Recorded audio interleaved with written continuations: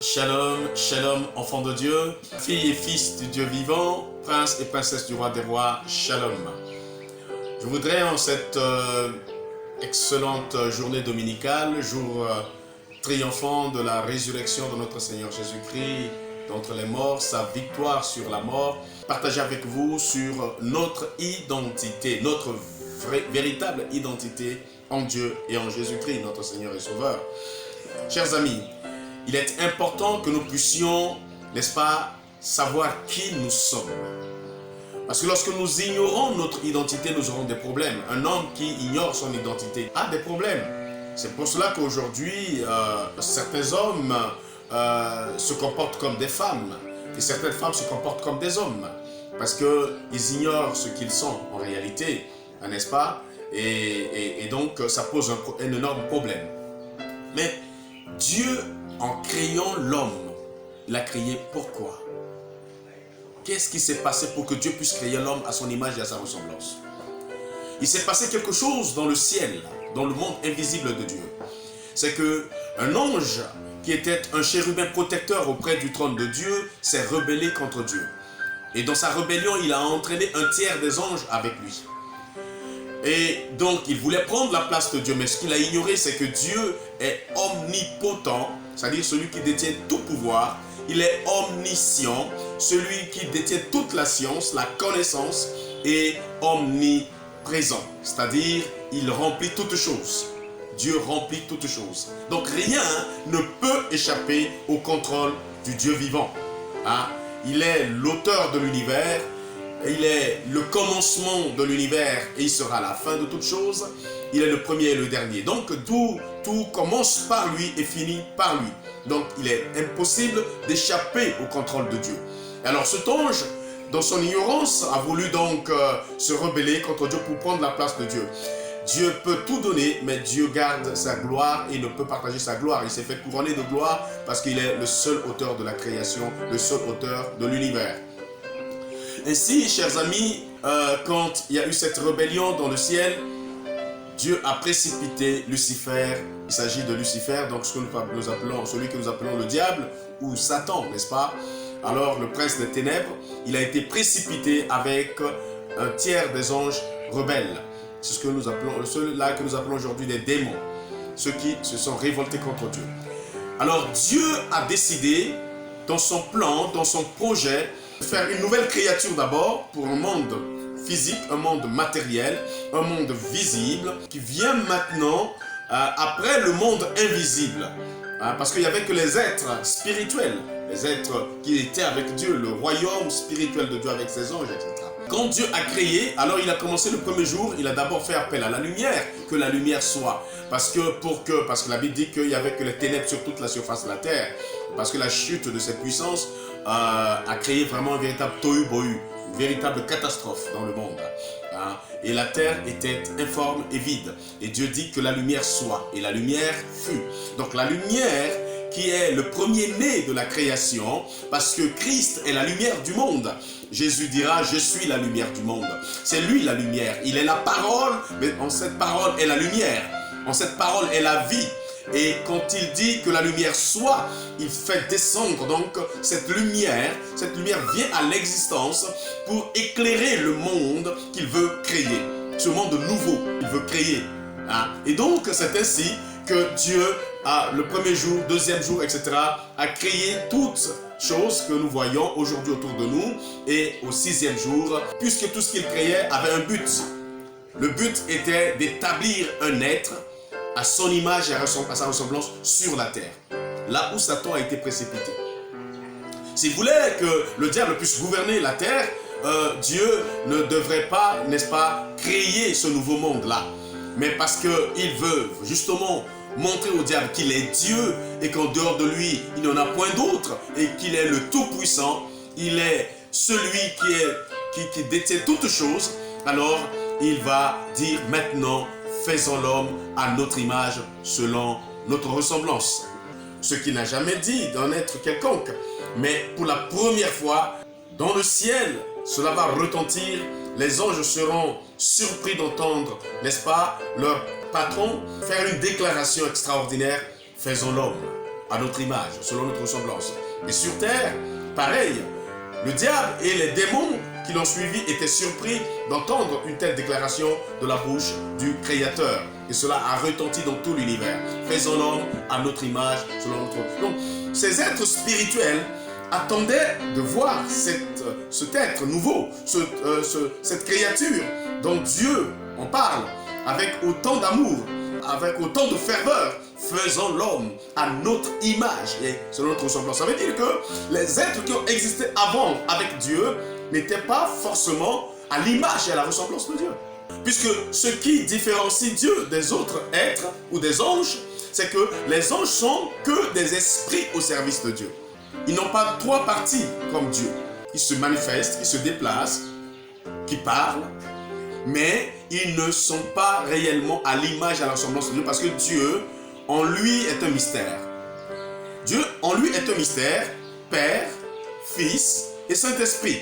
C'est-à-dire, trois réunis en un seul, ou trois unis en un seul, mais qui se déploient dans sa divinité en trois personnes. Un seul Dieu qui se déploie en trois personnes, en la manifestation du Père, du Fils et du Saint-Esprit. Et quand Dieu va dire « faisons l'homme à notre image et selon notre ressemblance », alors cette déclaration donne naissance, la puissance de la parole donne naissance à l'homme esprit.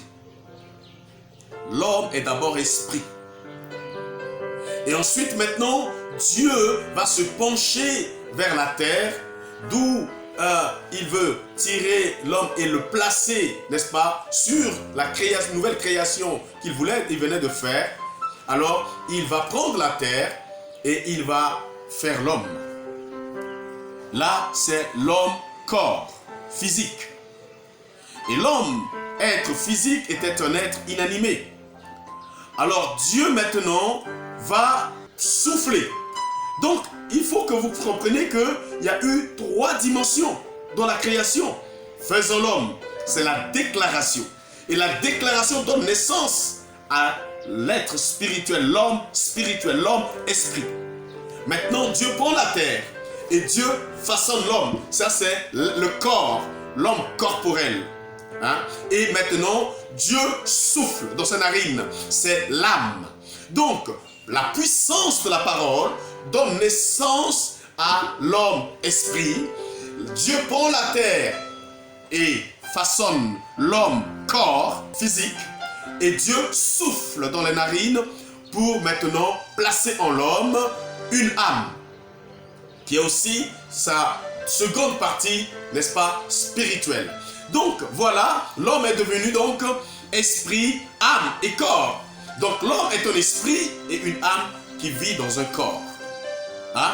Alors comme Dieu le Père et le Saint-Esprit se manifestent, mais de la manière corporelle et physique, Dieu est venu dans le monde, dans un corps, par Jésus-Christ. Emmanuel, Dieu avec nous. Et la Bible déclare que Jésus-Christ est la manifestation corporelle du Dieu vivant. En lui habite toute la plénitude de la divinité, parce qu'il est la manifestation physique, visible, corporelle du Dieu créateur. Voilà. Donc, nous sommes réellement faits à l'image et à la ressemblance de Dieu. Donc, quand Dieu dit « faisons l'homme à notre image », nous devons comprendre que, selon Dieu, il veut mettre son ADN dans l'homme, une nouvelle créature, à son image. Donc, l'homme est créé avec l'ADN de la divinité. Et Dieu le place sur la terre. Il dit « pour qu'il domine ». Hein? Pour qu'il domine. Le mandat de l'homme, c'est pour dominer. Le pourquoi ou la raison d'être de l'homme, pour qu'il vienne à l'existence, c'est pour qu'il domine sur, n'est-ce pas, les oiseaux du ciel, les animaux et toutes les reptiles qui rampent sur la terre, sur toute la création. L'homme a été établi comme Dieu sur terre pour être soumis à l'autorité du Dieu tout-puissant, Dieu glorieux, afin de communier avec lui. Donc dans le ciel, c'est le trône de Dieu, c'est le règne de Dieu, et sur la terre, le trône de l'homme, le règne de l'homme, soumis à l'autorité de Dieu. Nous devons comprendre, chers amis, Dieu est divin, l'homme est divin. La nature de Dieu est divine. La nature de l'homme est divine. Fait à l'image et à la ressemblance de Dieu.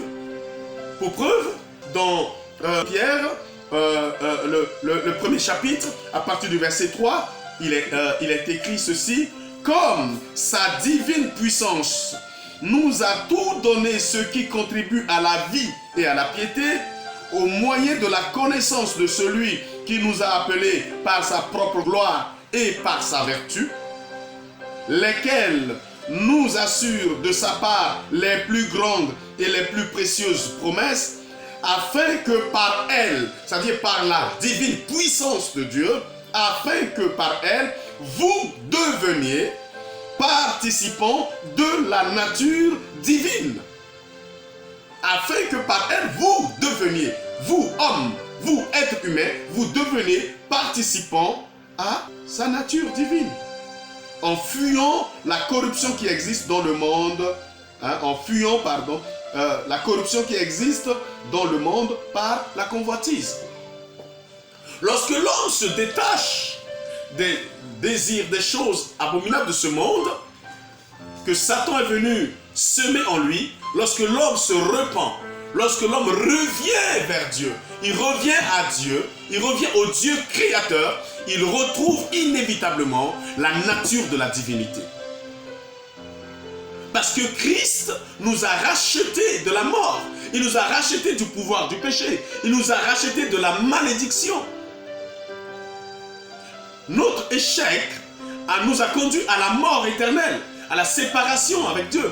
Tous ont péché et sont privés de la gloire. Ça veut dire qu'au commencement, quand Dieu a créé l'homme, l'homme était revêtu de gloire. Parce qu'il est Dieu. Il n'y a que Dieu qui est couronné de gloire. Mais par le péché, c'est-à-dire par la désobéissance, l'homme a manqué au but. Et comme il a manqué à son but, il a échoué. Péché veut dire échouer, manquer au but. Donc, il s'est séparé avec cette gloire éternelle qui est Dieu.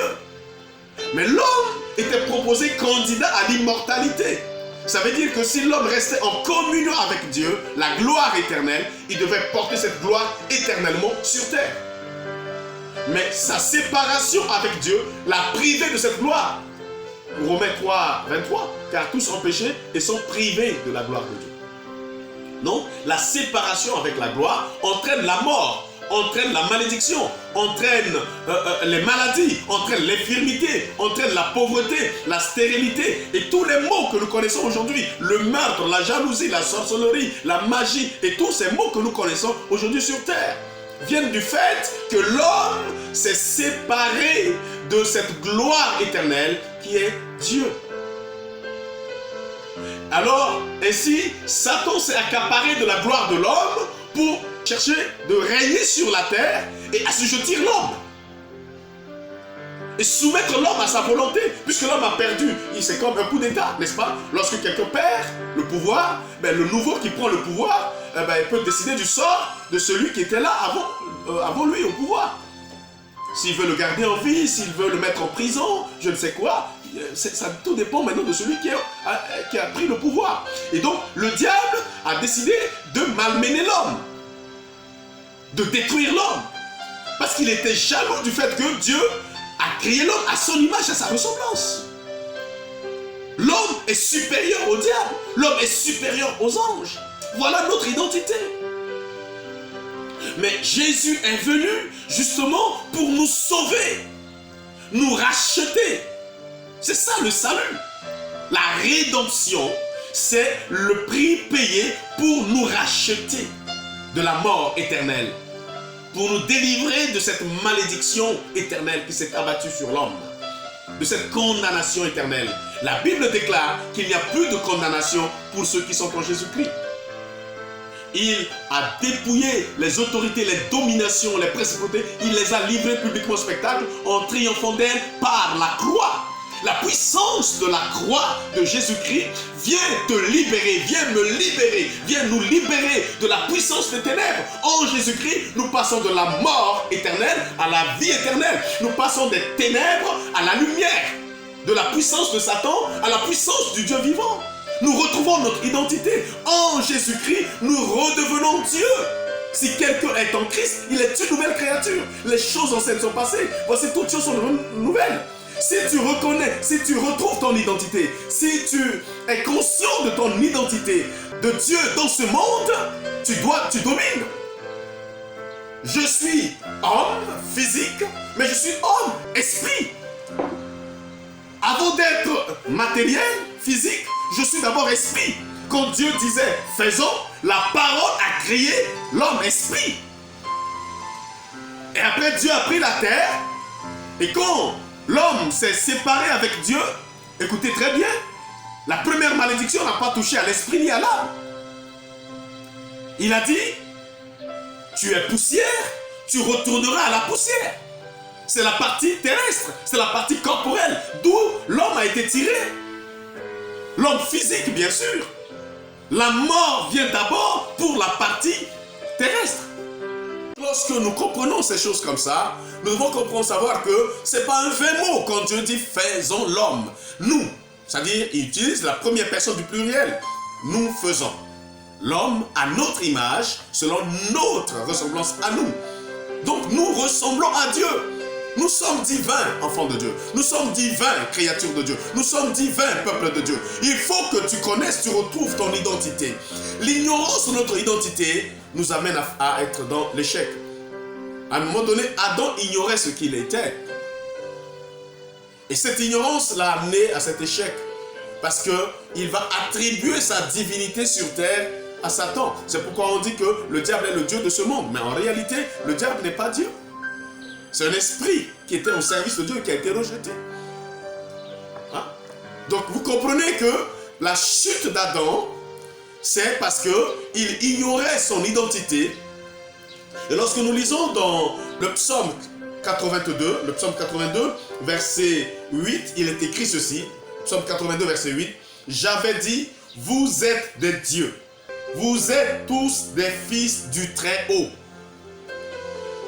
Et verset 7, « Cependant, vous mourrez comme des hommes, vous tomberez comme un prince quelconque. » Donc, j'avais dit, vous êtes des dieux.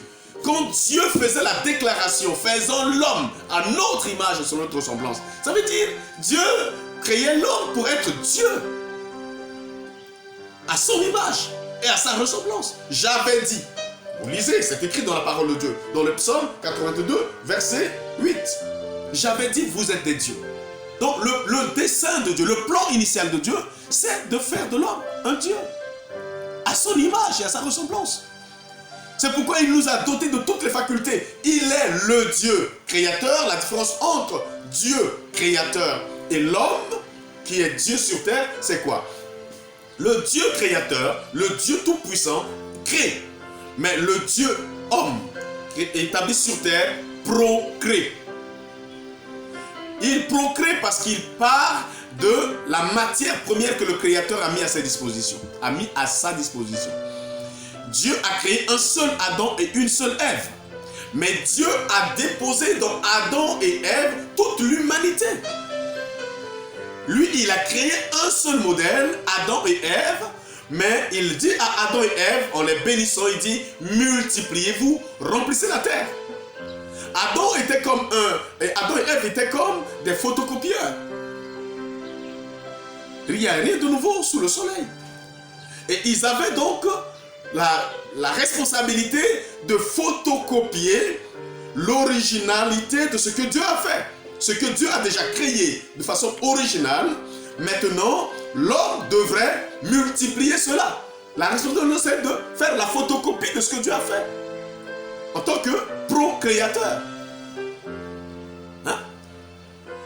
Donc, toutes les matières premières ont été déjà mises là. Par le Créateur. Et l'homme, Dieu a mis en lui toutes les capacités de la divinité. C'est ce qu'on appelle l'intelligence. C'est ça qui se développe en nous, l'ingéniosité. L'homme est ingénieux. L'homme peut inventer. Mais pas en créant une nouvelle chose. Non, il n'y a rien de nouveau sous le soleil. Il peut inventer en partant des matières premières que Dieu a déjà mis à sa disposition. C'est ainsi qu'on a inventé les avions, les ordinateurs, etc. Tout ce qui est autour de nous aujourd'hui.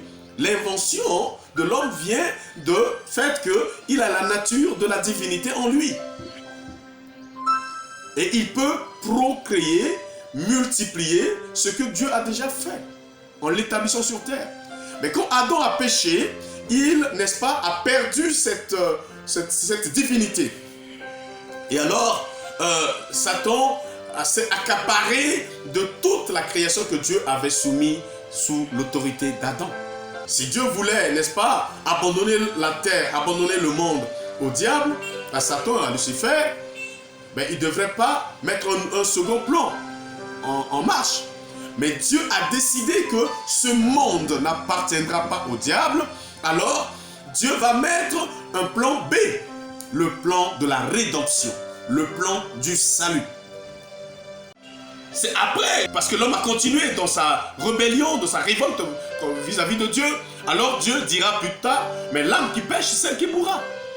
Mais puisque l'âme est un être spirituel, un être éternel, l'esprit ne meurt pas. L'âme, étant aussi spirituelle, ne meurt pas. Entre-temps, quand Dieu avait précipité Lucifer et ses anges qui l'ont suivi, ce que nous appelons les démons, Dieu avait créé une prison pour ces êtres spirituels. Puisque ce sont des êtres spirituels, leur prison ne peut être que éternelle. C'est ce que nous appelons enfer. L'enfer est une prison éternelle pour des êtres spirituels, où ils seront là-dedans éternellement, puisqu'ils ne peuvent pas périr, ils vont être dans ce souffle de feu, dans cette chaleur brûlante qui va les tourmenter éternellement. Éternellement. Hein? Ils seront là dans un lieu de tourment, mais éternel. C'est ça. Puisque en Dieu, tout est lié à l'éternité. Dieu est éternel, sa vie est éternelle, son royaume est éternel, sa prison est aussi éternelle. Donc l'enfer est une prison éternelle qui est liée à l'éternité. Jésus-Christ vient nous sauver pour que nous retrouvions la vie éternelle. Car Dieu a tant aimé le monde qu'il a donné son Fils unique afin que quiconque croit en lui ne périsse point mais qu'il ait la vie éternelle. Lorsque tu as la vie éternelle, tu es réconcilié avec Dieu. Et lorsque nous sommes réconciliés avec Dieu, nous retrouvons la gloire. Christ en nous, c'est l'espérance de la gloire. C'est ce que nous dit la Bible. Christ en nous, l'espérance de la gloire. Sa divine puissance nous donne tout ce qui contribue à la vie et à la piété pour que par elle, par la puissance de Dieu, le Saint-Esprit, nous devenons participants à la nature divine. Je suis divin. Tu es divin, mon frère. Tu es divin, ma soeur. Arrêtons de croire les mensonges du diable qui veut nous ramener toujours à la pensée de l'esclave. Jésus nous a délivrés de l'esclavage. Le diable n'a pas de pouvoir sur nous. C'est pour cela qu'il vient nous proposer, il vient nous suggérer. Le diable ne vient pas s'imposer à l'homme. Pourquoi on parle de la tentation? La tentation est une suggestion. Il vient tenter pour voir s'il peut t'entraîner dans telle ou dans telle chose. Et il vient seulement essayer. Tenter, c'est essayer de. Essayer de séduire quelqu'un, faire tomber quelqu'un, entraîner quelqu'un dans une voie. C'est ça la tentation. Alors le diable, n'ayant pas le pouvoir, vient nous tenter, nous suggérer, vient essayer de nous entraîner. Alors tout est question de volonté. Vouloir, c'est pouvoir. Quand tu veux, tu peux. Et quand tu veux tomber, tu vas tomber. Quand tu veux désobéir, tu vas désobéir. Quand tu veux t'éloigner de Dieu, notre responsabilité sera engagée devant le trône de Dieu. Parce qu'en ce jour-là, le diable dira, mais je n'avais pas le pouvoir de vous imposer quoi que ce soit. Je n'ai fait que vous suggérer. Mais c'est vous qui aviez accepté. Il dira à Jésus, mais adore-moi. Quand parmi les paroles de tentation, n'est-ce pas, sur la montagne, il a dit à Jésus, il l'a emmené sur une haute montagne, il dit, mais écoute, prosterne-toi et adore-moi, regarde toutes ces richesses de la terre, elle m'a été donnée. Lui a été donné par qui? Par l'homme, pardon. L'homme a perdu sa divinité, n'ayant pas la connaissance de son identité. Eh bien, il est tombé et le diable a récupéré sa divinité, a récupéré sa royauté. Si Dieu est roi des rois, parce que nous sommes, il a dit multipliez-vous, et l'homme qui se multiplie, nous sommes des rois sur terre. Et Dieu est le roi des rois que nous sommes, c'est-à-dire des petits rois que nous sommes. Le grand roi est le roi de ces rois humains que nous sommes. Le roi divin est le roi des rois humains que nous sommes. Donc, je ne suis pas seulement terrestre. Je suis à la fois terrestre, mais je suis céleste. Vous comprenez? Quand il dira à Jérémie, avant que tu ne fusses formé dans le ventre de ta mère, je te connaissais. Ça veut dire que Jérémie a existé avant Jérémie. Ce sont des mystères, ça, n'est-ce pas? Jérémie a existé avant Jérémie. Le Jérémie esprit, être spirituel, a existé et Dieu le connaissait déjà. Dieu l'avait déjà consacré, prophète des nations. Dieu l'avait déjà établi. Et maintenant, Jérémie, Dieu va sélectionner sa semence parmi tant d'autres qui sont dans ses parents et il va le consacrer, il va consacrer cette semence de Jérémie. Il dit, avant que tu fusses formé, quand tu n'étais qu'une masse informe, alors je t'avais consacré et établi prophète des nations. Donc maintenant, Dieu connaissait Jérémie avant ses parents. Et quand maintenant, la maman de Jérémie va concevoir Jérémie, pendant 9 mois, va donner naissance, Dieu leur a inspiré déjà le nom qu'ils devaient mettre sur cette créature spirituelle qui existait avant. Alors, les parents vont appeler cet enfant qu'ils vont découvrir pour la première fois Jérémie, ils vont l'appeler Jérémie, mais l'Éternel connaissait cet enfant avant ses parents, puisqu'il était déjà esprit. Quand la maman va le concevoir, c'est en ce moment que le mystère où Dieu met l'âme de Jérémie dedans. Et c'est pourquoi quand ceux qui provoquent les avortements sont des meurtriers. Parce que quand tu fais un avortement, tu es un meurtrier. Il y a des gens qui ont dit je n'ai jamais tué. Alors ils ont ignoré qu'ils ont fait des avortements. Vous comprenez? Donc, avorter, c'est tuer un homme. Parce qu'il y a déjà en lui l'esprit, l'âme et le corps. Hein? Donc, chers amis, pour terminer sur notre identité, alors nous devons savoir, et c'est pourquoi quand Dieu, d'abord il parle, son nom c'est Je suis, n'est-ce pas? Quand il s'est révélé à Moïse, et Moïse a dit, mais que dirais-je aux enfants d'Israël lorsqu'ils vont me demander quel est ce Dieu qui m'envoie vers vous? Qu'est-ce que je leur dirai? Il dit, tu leur diras que c'est Je suis. Et ensuite, il ajouta, je suis le Dieu d'Abraham, le Dieu d'Isaac et le Dieu de Jacob. Juste pour leur rappeler son histoire avec leurs grands-parents, afin qu'ils sachent que ce n'est pas n'importe qui envoie Moïse, mais c'est ce Dieu qui s'est révélé à leur grand-père Abraham, à leur grand-père Isaac et Jacob. C'est une question d'identité. Et donc, lorsque nous venons, le je suis, il dit, vous êtes. À chaque fois, il dit, vous êtes la lumière du monde. C'est le verbe être. Le verbe être est un verbe d'état. Ça révèle l'identité de la chose. Hein? Le verbe être révèle l'être, l'état de la chose. L'état incorruptible de la chose. L'état parfait de la chose. Alors, maintenant, c'est quand des choses viennent ajouter à ça, que ça peut entraîner soit la corruption, etc. Un fruit qui sort, qui est parfait, ben quand il y a quelque chose qui vient piquer, et ça peut maintenant commencer à faire pourrir ce fruit, hein, n'est-ce pas? Donc, le péché vient nous affecter, et ça commence à nous infecter, c'est-à-dire amener la pourriture dans notre être. Le cœur de l'homme commence à devenir méchant, avec la haine, avec la jalousie, avec la méchanceté, avec le meurtre, avec le vol, etc., etc. Mais lorsque Jésus vient dans ta vie, lorsque tu reçois Jésus-Christ comme ton Seigneur et Sauveur, tu es libéré, c'est-à-dire sauvé de cette vieille nature mortelle, de cette vieille nature maudite, cette vieille nature déchue. Alors tu retrouves la nature divine en Jésus-Christ et tu deviens enfant de Dieu. J'avais dit, vous êtes des dieux, vous êtes des fils du Dieu très haut. Donc tu retrouves la divinité et tu retrouves la vie éternelle et tu retrouves la gloire. Par la puissance de Dieu, la gloire revient et te revêtir. Et de la même manière que les anges sont au service de Dieu, Dieu délègue les anges pour être à ton service. Nous sommes escortés, enfants de Dieu. Nous sommes protégés. Nous ne sommes pas seuls dans notre marche. Hein? Lisez la Bible. Quand une armée étrangère était venue pour s'attaquer à Élisée, et que Géasi, son serviteur, tremblait, et Élisée a dit, mais Seigneur, ouvre-lui les yeux pour qu'il puisse voir ceux qui sont avec nous. Et Dieu a ouvert les yeux de Géasi, il a vu que, mais l'armée qui était avec eux était plus armée, plus suréquipée, était plus puissante que l'armée physique qui était en face.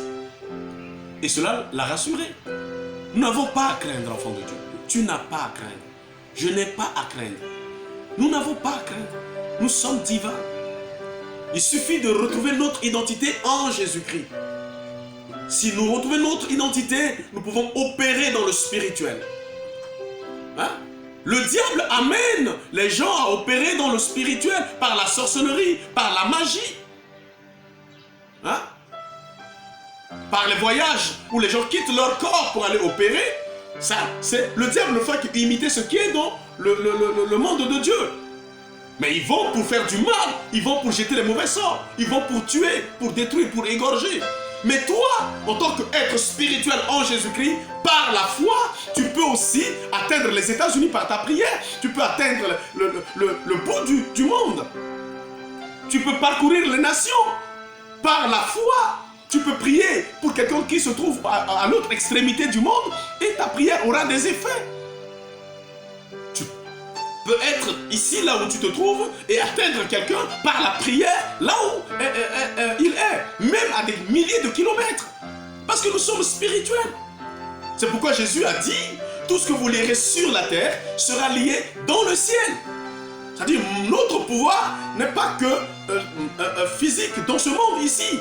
Mais notre pouvoir est aussi spirituel, s'étend jusqu'à dans le royaume de Dieu en Jésus-Christ. Parce qu'il a pris l'ancienne création, il l'a enterrée par sa mort sur la croix et par son ensevelissement. Et il ressuscite avec la nouvelle création.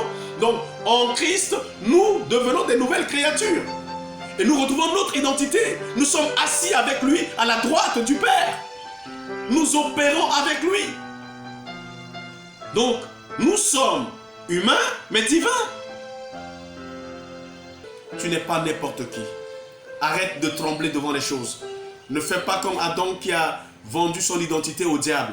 En Jésus-Christ, tu es plus que vainqueur. En Jésus-Christ, tu es plus que le premier Adam. Parce que le premier Adam a échoué, mais le second Adam qui est Jésus-Christ a remporté la victoire. Le premier Adam nous a entraînés à la mort éternelle, mais le second Adam nous a entraînés à la vie éternelle. Nous entraîne à la vie éternelle. Le premier Adam nous a entraîné à la condamnation éternelle. En ce qui concerne le second Adam, il n'y a plus de condamnation pour ceux qui lui appartiennent. Il n'y a plus de condamnation pour ceux qui sont en Jésus. Voilà ce que nous sommes. Que Dieu nous bénisse, que Dieu nous aide à comprendre à découvrir notre identité. Alors notre manière de voir changera. Nous allons commencer à parler comme Dieu, à voir comme Dieu et avoir la foi de Dieu. Avoir foi en Dieu est une chose. En tant qu'homme, je peux avoir la foi en Dieu. Mais lorsque j'entre dans la divinité, dans ma nature divine en Jésus-Christ, alors je dois avoir la foi de Dieu. La foi de Dieu, c'est la foi qui croit en sa parole. Dieu dit, mes paroles ne reviennent jamais à moi sans effet, sans avoir accompli ma volonté et exécuté mes desseins. Donc, on va exécuter ce pourquoi je l'ai envoyé. Quand Dieu parle, il reste derrière sa parole. Et nous, en tant qu'humains, qui avions perdu notre identité, nous parlons, et nous oublions ce que nous avons dit. C'est pour cela que nos vies vont dans tous les sens. L'homme va dans tous les sens parce qu'il dit beaucoup de choses à la fois et ne sait pas de quoi il parle même. Mais un homme qui trouve son identité en Dieu par Jésus-Christ, fait attention à ce qu'il dit. Parce qu'il a la foi de Dieu. Quand il dit, il croit. C'est ce que Dieu m'a enseigné. Il dit la différence entre vous et moi, c'est le fait que moi, Dieu, quand je parle, Je veille sur ma parole. Je reste derrière ma parole pour l'accomplir. Je reste derrière ma parole pour voir là où le but pour lequel je l'ai envoyé, là où il va atteindre cet objectif-là. Et elle ne revient jamais à moi sans effet, sans avoir exécuté ma volonté. Mais vous priez, vous parlez, vous ignorez ce que vous avez dit. Et j'ai appris depuis ce jour-là à veiller sur mes paroles. Lorsque je fais une déclaration, je crois que ce que j'ai dit va s'accomplir. Lorsque je prononce une parole, je mesure la portée de cette parole. Et à partir de ce moment-là, mes paroles deviennent créatrices comme les paroles du Créateur. Parce que je suis divin. Tu es divin. Voilà, enfant de Dieu. Nous avons une nature extraordinaire en Jésus-Christ. Le rachat, la rédemption, le salut, le pardon de nos péchés nous sort de cette nature corrompue. Et corrompue par le péché, corrompue par la mort. Et il nous délivre de cette mort éternelle. Comme Paul dira, ô mort, où est ta victoire? L'aiguillon et la victoire de la mort ont été engloutis par la mort de Jésus-Christ et par sa résurrection triomphante d'entre les morts et sa victoire sur la mort. Tu es plus que vainqueur, tu es fils et fille du Dieu vivant, tu es prince et princesse du roi des rois, tu es roi, tu es Dieu, tu es divin, humain mais divin, en Jésus-Christ, notre Seigneur et Sauveur. Amen. Soyez bénis et prions le Seigneur. Père, je te prie ce matin pour tes enfants. Je te prie pour ton peuple qui ignore son identité. Ton nom est « Je suis ». Et quand tu viens vers l'homme, toi-même tu as dit « Je suis la lumière du monde » et tu dis « Vous êtes la lumière du monde ». Vous êtes le sel de la terre. Vous êtes. Le verbe « être » révèle l'identité, l'état de la chose, l'état de l'être. C'est un verbe d'état. Mais souvent, nous ignorons notre état, nous ignorons notre identité. Et nous nous laissons emporter, Seigneur, par les tentations de l'ennemi, qui vient nous suggérer des choses, pour nous entraîner à la désobéissance, pour nous entraîner dans la peur, pour nous entraîner dans l'angoisse, et qui finit par nous conduire dans la mort, non seulement physique, mais la mort éternelle. Oh Dieu! Mais Jésus-Christ est venu mourir sur la croix. Il est mort pour nous donner la vie. Il est séparé avec toi, notre Dieu, pour nous réconcilier avec toi, notre Dieu. Il a été frappé par la malédiction. Il est devenu malédiction sur la croix pour nous sauver de la malédiction. Il a été frappé par la pauvreté. Il s'est fait pauvre sur la croix pour nous enrichir. Seigneur, il a donné sa vie pour nous donner la vie éternelle. Afin que, en Jésus-Christ, nous retrouvons le chemin de la vie éternelle. Nous retrouvons le chemin de la gloire, car Christ en nous est l'espérance de la gloire. Bénis tes enfants, bénis ton fils qui m'écoute, ta fille qui m'écoute, peut-être qui avait ignoré son identité et qui tremblait devant toutes les situations, qui parlait comme un simple homme, comme un simple humain qui n'a pas de pouvoir et qui, Seigneur, confessait que des choses négatives, qui disait qu'il va mourir, qui disait qu'il est pauvre, qu'il est misérable et qui même parfois s'identifiait à une maladie. Il dit, ma maladie, mon hypertension, mon tel problème. Hein? En faisant de ça, en utilisant un adjectif possessif pour posséder la chose qui ne lui appartient pas, qui est négatif, que le diable lui propose, que le diable lui suggère et lui met entre les mains et il l'embrasse et fait de ça son identité. Non, Seigneur, nous voulons refuser ces choses. En toi, nous sommes justifiés. Je ne suis plus condamné. Je suis un saint parce que ta parole m'appelle saint. Pas parce que je suis saint par ma nature, non. Mais parce que Christ est mort sur la croix pour me sanctifier. Et je suis justifié. Parce que Christ est mort sur la croix pour me justifier. Le juste est mort pour moi, l'injuste pour que je sois délivré de mes condamnations et être justifié. Je suis sauvé parce que tu m'as sauvé de la mort. Et je suis enfant de Dieu parce que tu m'as donné le pouvoir de devenir enfant de Dieu. Bénis tes enfants et donne-nous de retrouver notre identité pour mieux opérer à la fois dans le monde spirituel, d'opérer à la fois dans le divin et opérer aussi dans le humain, c'est-à-dire être humaniste.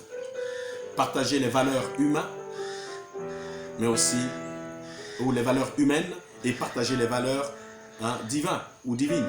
Seigneur, je te remercie pour cette révélation profonde que tu nous donnes à travers de ta parole, par la puissance du Saint-Esprit qui habite en nous et qui sonde les profondeurs de Dieu et qui nous révèle les choses cachées de ton royaume. En Jésus-Christ, nous te bénissons et te rendons grâce pour cette identité de la divinité que tu nous as donnée. En Jésus-Christ. Amen.